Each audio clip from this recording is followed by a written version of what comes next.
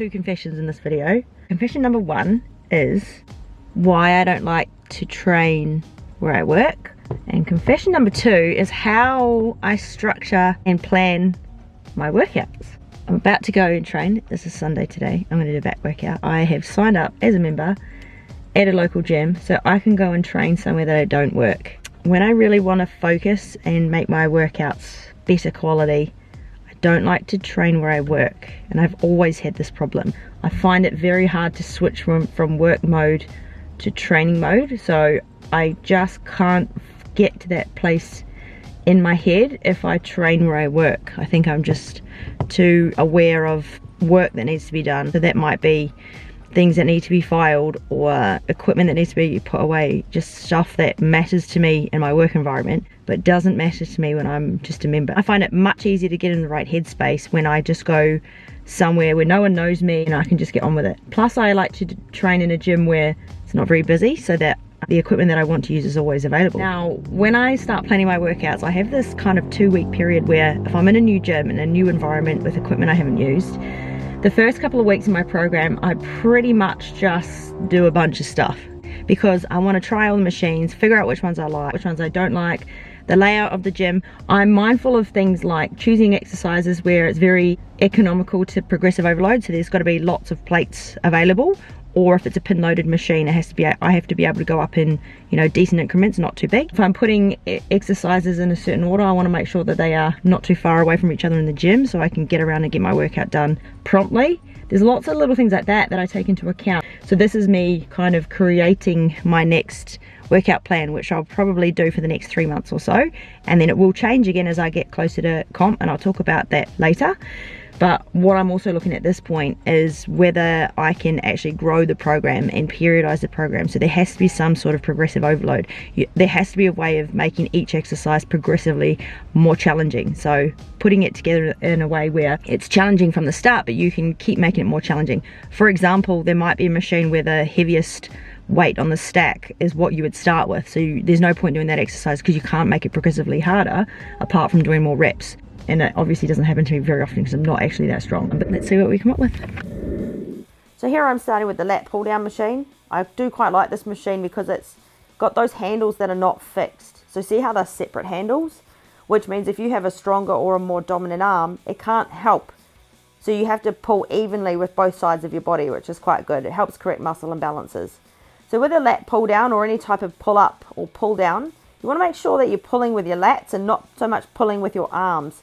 So you'll see here that I'm letting myself get a really big stretch at the top, and then I'm pulling my shoulder blades back and down and my arms are just following. And then there's always that little pause at the most contracted part as well. Always keeping my chest up, staying short and tight through the lower back and still maintaining good posture throughout as well. Now I've just done 15 reps, so I'm just about to make it a little bit heavier and make a note in my journal that that was 15 reps, so it's not quite heavy enough. And after a little bit of a break, I'll do a second working set. So what I tend to do is I'll record my reps and sets, and if I achieve 12 reps or more, then I make a note that I need to go heavier next time. So that might be the next working set in that workout, or it might be the next time I do this workout in the gym, so the following week, for example.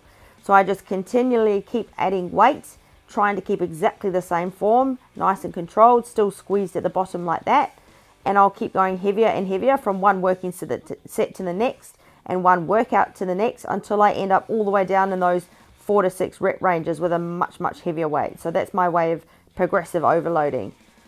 And obviously figure competitors want to have nice big wide lats, so a lat pull down or any kind of pull up is really good for that.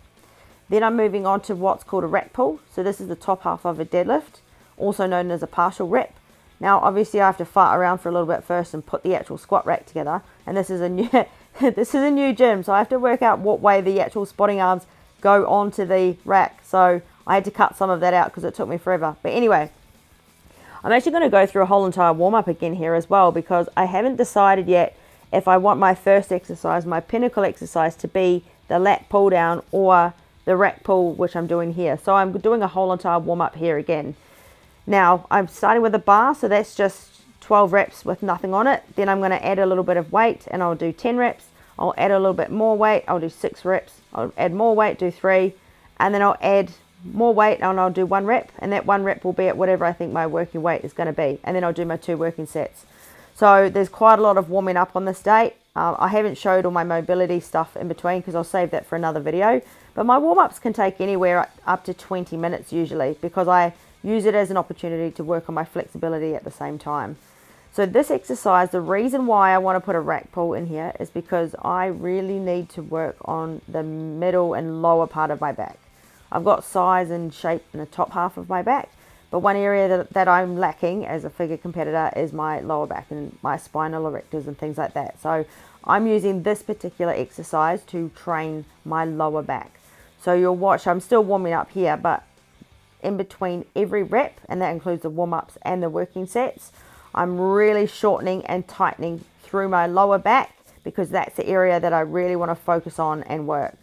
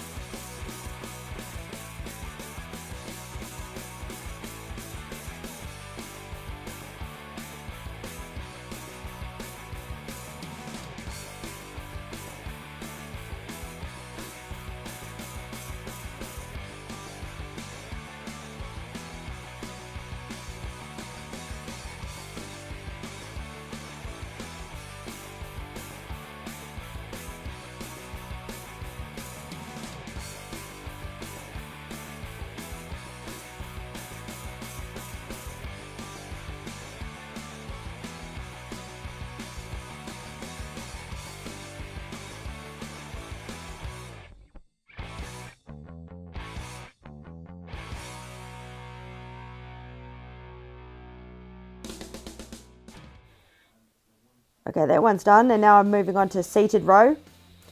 Now this is my warm-up set, so I'm just doing 1 warm-up set here. And I'll be honest, I don't know if I'm going to keep this exercise in the program. I might take it out and swap it for a single arm version. So seated row, like I'm doing here, is a great exercise. I've been doing it for years and I highly recommend it, but I just feel like this workout is a little bit lacking in unilateral exercises, so this is a good place to put it. But in terms of technique, you can see how I'm really working to retract the shoulder blades, pull them back and down, and just let the elbows follow. So I'm trying really hard not to pull with my arms. Just making a note here because I've done my warm-up. I've decided what I think my working weight should be, and here I am. This is my first working set. So keeping good posture, chest up, shoulders back and down, retracting from the shoulder blades, and then shoulder blades just come apart. So all the movement is in the shoulder, not so much the arms. People think about pulling with their arms, or they think about pulling the actual resistance. But all you're supposed to do is just take each muscle, or the targeted muscle that you're working, through a full range of motion with resistance. So that's what I'm doing to my back here.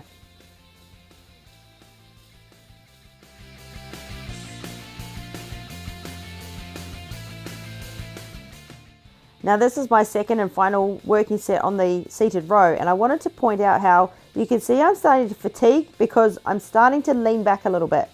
So when you're leaning back, then you're actually pushing with your butt and your legs, which you don't want to do. So that's why I prefer to be quite upright. But I mean, it's good. It means that I'm working hard. I'm pushing myself. So your reps don't have to be, completely perfect. You do need to actually push yourself past the point where things might get a little bit curly or imperfect. But that's why it's also important to always film yourself, or at least get someone to look at your technique, because I didn't know I was doing that until I watched the video back. So it's something for me to work on.